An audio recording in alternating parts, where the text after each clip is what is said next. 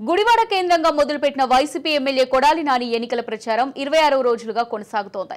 గుడ్లవల్లేరు మండల కేంద్రంలోని డోకిపరులో ప్రజల నీరాజనాలతో కొడాలి నాని తడిసిముద్దయ్యారు.